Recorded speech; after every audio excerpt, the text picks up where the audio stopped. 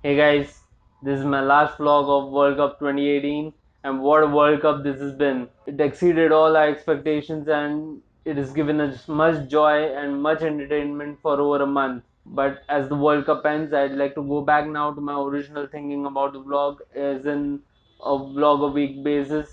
Uh, with a few exceptions, as and when the important updates in the world of football happen, I'll surely bring up a few vlogs. But other than that, it'll be a vlog or two a week at the most. That aside, now also let's skip that win amongst the loser fixtures between England and Belgium and go straight to the final.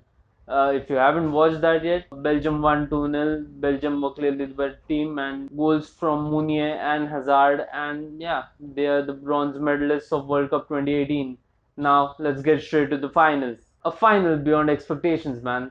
4-2 was the final score line, and that usually never happens in the final. They are usually cagey affairs with one or two goals on either side. A few contentious decisions, they were there in this game as well, but usually they are not this entertaining, and this final was surely hugely, supremely entertaining. France won the game 4-2 and they are the World Cup champions of 2018. Let's now see how they won that game. Croatia came up strong off the blocks. They put pressure on France in the first half. They were dominating the possession. Similar to Belgium, they had a lion's share of the ball, but they weren't causing that much damage to France. They weren't putting the ball in the spaces which would hurt France. France had the game covered. France were defending pretty well, but yeah, Croatia were dominating the game until the 18th minute, where Griezmann, some people say it's not a dive, it's a smart foul. Some people, including me, say it was dive. He clearly went to the ground before contact from Brozovic. The free kick was taken extremely well. You can't expect anything less from Antoine Griezmann. And yeah, it was put in a very dangerous area for Mandzukic to head it back into his own net. That was an unlucky goal. Own goal from Mario Mandzukic. 12th own goal of the World Cup finals. These stats are truly amazing and truly astounding if you look at them. Never has this happened before. 12th own goal in the World Cup final. So own goal in the World Cup final. And yeah, Mario Mandzukic was the unlucky recipient of that tag, if you will. France led the game 1-0, but Croatia didn't let up. They have been trailing in all their knockout games, all of them, and they have come back strong, and they did so in this game as well. They kept on mounting the pressure in that first half, and slowly but surely, they kept getting into dangerous areas. And in one such case, a cross, good defensive header, ball fell to Perisic. Perisic took the ball well, took it onto his left foot, his favorite left foot, and just let it rip. And the ball hit the bottom left corner of the French goal, past Lloris. And yeah, the scores were 1-1. Croatia looked like they were starting to get stronger and stronger as the game went on. But then, 10 minutes later, the hero of the moment, Perisic, in his own penalty area from a corner, for France, again a contentious decision. Initially, the referee didn't pay much attention to it and gave another corner or something, but later on, VAR was referred to as the ball hit the hand. By the way, if like many people are saying it shouldn't have been penalty, VAR should have said it wasn't penalty. The ball hit Perisic's hand. No matter whatever the reason, for me, hand was in an unnatural position. Of course, he couldn't have reacted. Of course, the deflection from Umtiti was from close range, and yeah, maybe it wasn't a penalty, but the hand was truly in an unnatural position.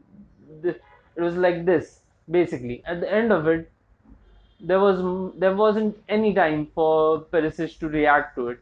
So if VAR hand referred that handball to the referee, there would have been an outcry of why VAR is present anyway. If it's a handball, why not give it? France would have made a whole meal of it. But the thing here is, you have to count that most of the people were supporting the underdogs, as in Croatia, and with good reason, with some of the best players in there as well, with the story of the nation, with the size of the nation, and the way they have reached the finals, playing three 120-minute games, all of it counting, people were supporting Croatia, and maybe because of that, or maybe some other reason, many people had an outcry that that shouldn't have been a penalty. I was 50-50 on it either way. You couldn't give it a penalty, you can't give it a penalty. And now that VAR had referred the referee to that handball, he was thinking like, they have referred it to me, so maybe I made the wrong decision. And he must have been thinking that because he wasn't sure even while checking the, footages which were shown to him. He looked at them twice, thrice, four times, and then penalty was given. Griezmann put it away comfortably, and because of two lucky decisions, if you will, France were in at the break 2-1 leading. From there on, France never looked back. From after the break, they started to manage the ball well, started to keep the ball away from Croatia. Croatian players looked pretty legged. I thought that Dalic would make the substitution of Kovacic to counter that, but he didn't. Anyways, apart from that, the Croatia gave it their all, but France took the game by the scruff of the neck. Goals from Paul Pogba as well as Kylian Mbappe. Mbappe, the first player since Pele to score in the World Cup final as a teenager. A great achievement to have besides your name on your CV. But yeah, so these two goals meant that France led 4-1.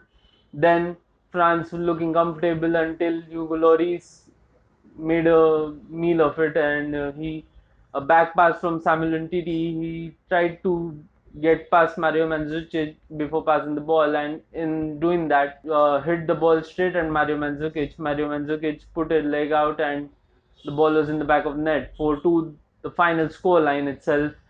Mario Mandzukic, a goal on either side. Perisic, an event on either side. Croatia won our hearts. France won the World Cup.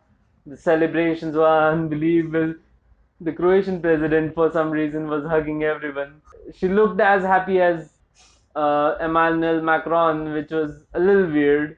Commiserations from Luka Modric, who won the Golden Ball, but and also our hearts, but just couldn't get his hands on the World Cup trophy.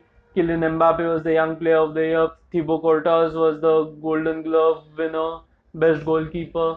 Golden Boot went to Harry Kane, and then medals were distributed. France lifted that elusive World Cup trophy for the second time in the nation's history. And yeah, that's the whole conclusion to the chapter of the World Cup 2018. Can't wait for the next one, which is going to be played in winter in Qatar. Now to the important bit, the World Cup predictions and the World Cup 11 or the playing 11, because I was also playing the fantasy team and all of that. But first, the World Cup predictions, I got them wrong. So what? Most of them got them wrong. Such was this World Cup. Dramatic, underdog teams beating the favorites, putting up challenges, unlikely goal scorers, shocking mistakes from goalkeepers. You name it, this World Cup had it. It had everything. It had basically everything, and so you couldn't possibly get your prediction right, even if you wanted to. Well, only if Brazil had scored in that second half against Belgium, somehow managed to score one or two goals, and they had that many chances. Maybe they had reached the semi-finals, and who knows what would have happened next. Maybe they would have made my prediction right. But yeah, no matter now. France got the World Cup, and my prediction was wrong. I admit that. But at least let me tell you my favorite 11 from this World Cup. So, in goal, Subasic. It has to be Subasic for the amount of penalty saves, especially the penalty saves he made. He made some unbelievable stops in games as well. So did Thibaut Courtois, Hugo Lloris, as well as from Denmark, Rasmus Michael. So there were four goalkeepers who did extremely well.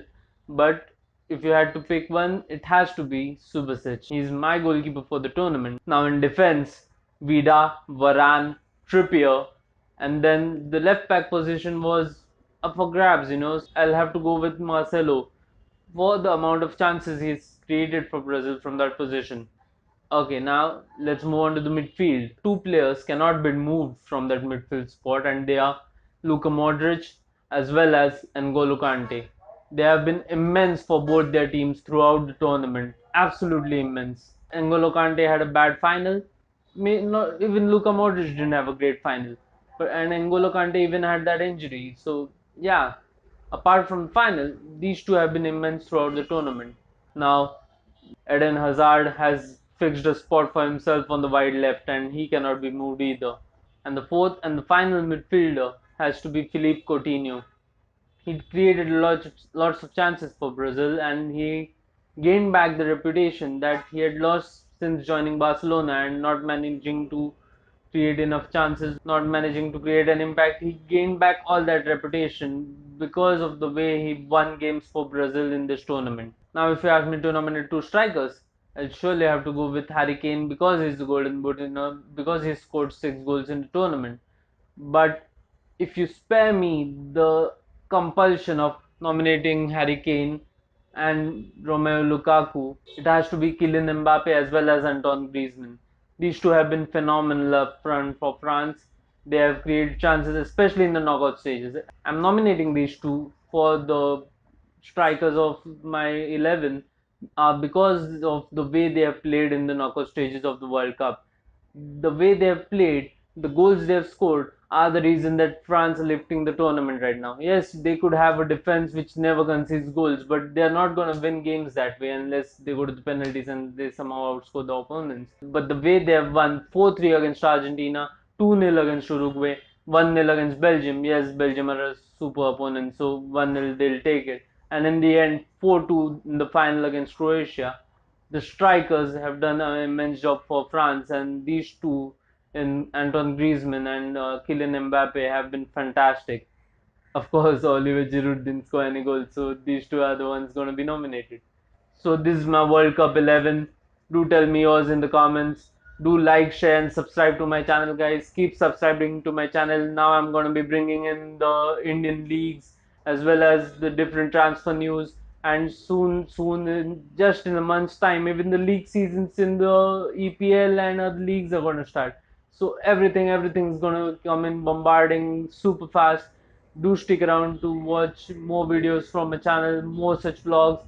Do like, share, and subscribe, guys. See you around.